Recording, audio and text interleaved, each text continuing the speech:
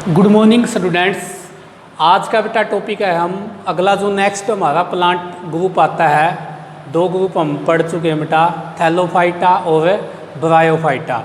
तो आज का हमारा तीसरा जो ग्रुप है बेटा वो आता है टेरिडोफाइटा। पी यहाँ पे साइलेंट होता है बेटा, PTERIDOPHYT है, तो पी यहाँ पे साइलेंट है, तो इसको ऊपर टेरिडोफाइटा नहीं टेरिडोफाइटा को बोला जाता है बेटा।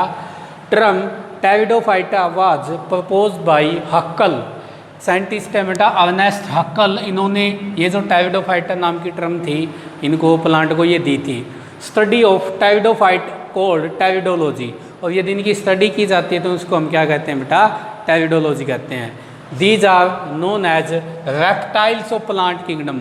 जो हमने पिछला ग्रुप किया था बेटा ब्रायोफाइट, उनको तो प्लांट किंगडम का क्या कहा जाता है, एम्फीबियन कहा जाता है, क्योंकि बेटा वो जैसे फ्रो एम्फीबियन के अंदर फ्रोग आता है वो ड्यूअल हैबिटेट में रहता है, दो तरीके का हैबिटेट है, वाटर और लैंड। तो इनको रेप्टाइल क्यों कहते हैं बेटा, क्योंकि जैसे एम्फीबियंस जो होते हैं वो वाटर के अंदर रहते हैं, मिली एक्वाटिक हैं, और उनके बाद जो रेप्टाइल्स आते हैं एम्फीबियन के बाद आते हैं रेप्टाइल्स। रेप्टाइल्स के अंदर मेनली जितने टाइप के स्नेक हैं, सांप है, जैसे क्रोकोडाइल है बेटा, लिजार्ड हैं, सारे रेप्टाइल्स के अंदर आते हैं। तो रेप्टाइल एम्फीबियन के बाद फर्स्ट ऐसे एनिमल हैं जो लैंड के ऊपर मिलते हैं, धरती पे पाए जाते हैं, इसलिए इनको रेप्टाइल की संख्या इसलिए दी गई क्योंकि टेरिडोफाइट ब्रायोफाइट के बाद ऐसे पहले प्लांट आते हैं जो धरती पे पाए जाते हैं, लैंड पे पाए जाते हैं, इसलिए इनको बेटा रेप्टाइल की संख्या दी गई है। क्योंकि जो रेप्टाइल हैं वो पहले ऐसे एनिमल हैं जो धरती पे पाए जाते हैं, मतलब लैंड के ऊपर रहते हैं। तो इसी तरीके से टेरिडोफाइट भी ऐसे प्लांट हैं, पहले ऐसे प्लांट आए हैं ये एल्गी और ब्रायोफाइट के बाद, जो धरती पे ग्रो करते हैं, लैंड के ऊपर ग्रो करते हैं, इसलिए इनको प्लांट किंगडम का रेप्टाइल्स भी कहा जाता है। उसके बाद जनरल कैरेक्टर देखते हैं।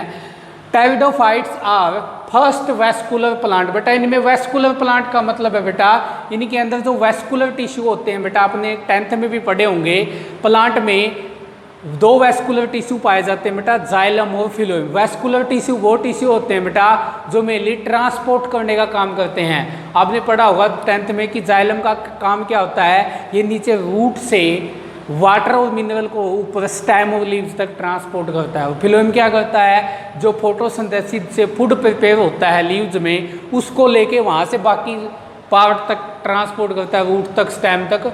तो वेस्कुलर प्लांट क्यों कहते हैं बेटा, because xylem and phloem are present in them, क्योंकि बेटा इनमें वेस्कुलर टिश्यू जाइलम और फिलोएम हैं। बट वेसल इन जाइलम, अब आपने बेटा पढ़ा होगा जाइलम और फिलोएम टिश्यू होते हैं और इनमें 4 सेल मिलती है। जाइलम में 4 सेल पाई जाती हैं, जैसे सबसे पहले आते हैं tracheids, vessel, xylem parenchyma, xylem fibre, 4 type की सेल से मिलके बनता है। इसी तरीके से फिलोएम भी बेटा 4 टाइप की सेल से मिलके बनता है, sieve tube, companion cell, phloem fibre, phloem parenchyma.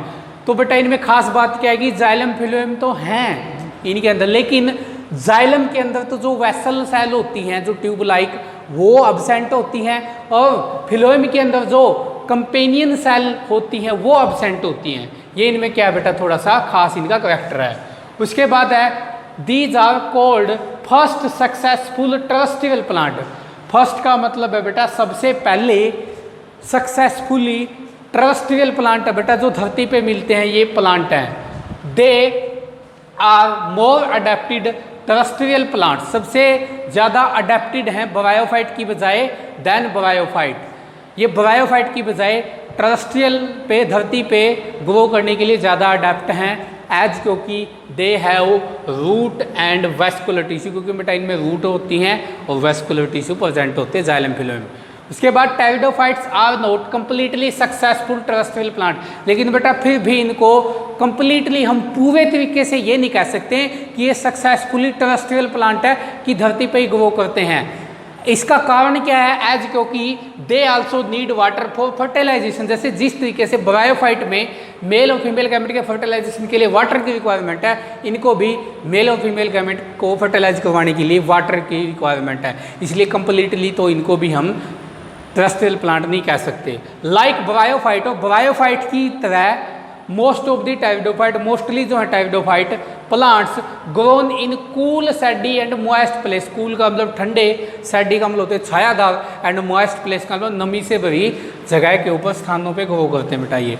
In pteridophyta plant body is differentiated into root stem leaves. बेटा प्लांट बॉडी में आपको रूट मिलेंगी, स्टेम मिलेगा और लीव्स भी मिलेंगी। The primary root remain alive for short period. उसके बाद बेटा रूट भी अलग अलग तरीके की होती हैं, आपने देखा होगा जैसे प्लांट जब ग्रो करता है, एक तो बिल्कुल मेन रूट होती है जो उसकी मोटी होती है बिल्कुल ऐसे, जो बीच में से निकलती है मेन ऐसे, इसको हम कहते हैं बेटा प्राइमरी रूट। और इससे फिर जो भी आगे ब्रांच निकलती हैं बेटा इसकी, उनको हम क्या कहते हैं, सेकेंडरी, टर्सरी, क्वार्टरनरी, इस तरीके से रूट बन जाएंगी। उसके बाद बेटा इसमें प्राइमरी जो रूट होती है, जो मेन जड़ जो होती है इसकी, remain alive for short period, वो थोड़े से टाइम के लिए ही जीवित रहती है। आफ्टर सम टाइम, कुछ टाइम के बाद it is replaced by adventitious roots. अब बेटा एडवेंटियस रूट्स देखो क्या होते हैं बेटा, ये वो रूट होती हैं। अब आपने सीड का स्ट्रक्चर किया होगा बेटा 10th में 10वीं में, तो आपने सीड के स्ट्रक्चर में जो बीज होता है, सीड के स्ट्रक्चर में आपने ये पार्ट किए थे कि ऐसे कोटिलीडन होते हैं बेटा, एक ऊपर पल्म्यूल होता है, एक रेडिकल होता है बेटा। और जो रेडिकल होता है, रेडिकल वो भाग होता है जहाँ से रूट डेवलप होती है बेटा। तो एडवेंटियस रूट्स कौन सी होती है बेटा, जो रेडिकल की बजाय किसी दूसरी जगह से क्या करती है बेटा, ग्रो करती है, उनको हम क्या कहते हैं, एडवेंटियस रूट्स कहते हैं। जो रेडिकल की बजाय कहीं और से ग्रो कर जाए, मतलब स्टेम के ऊपर ग्रो कर जाएगी, मतलब मेन जगह से जहाँ पे रूट ग्रो करती है ना, वहाँ से ग्रो नहीं करेंगी, ये रूट की बजाय किसी और जगह से क्या करेंगी, स्टेम के ऊपर ग्रो कर सकती हैं बेटा ये, या लीव्स के ऊपर भी ग्रो कर सकती हैं, तो वो होती है बेटा adventitious roots. Stem is erect and prostrate. Stem जो इरेक्ट का मतलब सीधा, प्रोस्ट्रेट का मतलब बेटा ऐसे हॉरिजॉन्टली ऐसे जाता है, मतलब मेनली जो प्लांट वैसे ग्रो करते हैं ऊपर नीचे से ऊपर, लेकिन इनका स्टेम बेटा ऐसे हॉरिजॉन्टली ग्रो करता है, इसलिए इसका मतलब होता है प्रोस्टेट बेटा।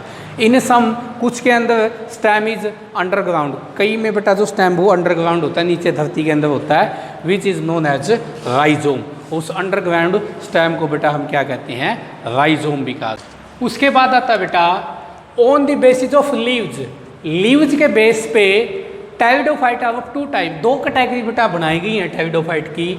फर्स्ट, पहले वो हैं इन विच जिसके अंदर स्टेम इज स्मॉलर, स्टेम जो होता तना है वो छोटा है, वाहिल लीव्स लार्जर, पत्तियां हैं वो बहुत बड़ी हैं, मतलब पत्तियां ही पत्तियां दिखाई देती हैं, स्टेम तो बिल्कुल दिखाई ही नहीं देता उनमें।